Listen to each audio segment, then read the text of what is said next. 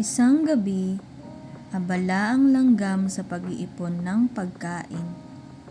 Kahit madilim na, patuloy pa rin siya sa pagtatrabaho upang may makain sa mga darating na araw. Samantala, masayang lumilipad ang alitaptap, nagpapakita ng kanyang maliwanag na ilaw. "Bakit ka pa nagtatrabaho?" tanong ng alitaptap.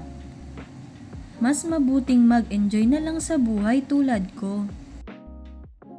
Ngumiti lang ang langgam at sinabing, "Mahalagang maghanda ngayon upang hindi maghirap bukas." Hindi pinansin ng alitaptap ang payo at nagpatuloy sa kasiyahan. Makalipas ang ilang araw, dumating ang malakas na ulan. Nanghina ang ilaw ng alitaptap at wala siyang makain. Nanginginig sa lamig. Lumapit siya sa langgam at humingi ng tulong.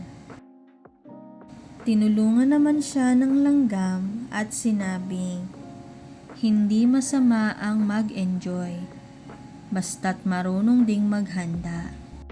Natutuhan ng alitaptap ang kanyang aral at mula noon ay natuto magtrabaho bago maglibang. Aral ng kwento: ang kasipagan at paghahanda ay susi sa magandang kinabukasan.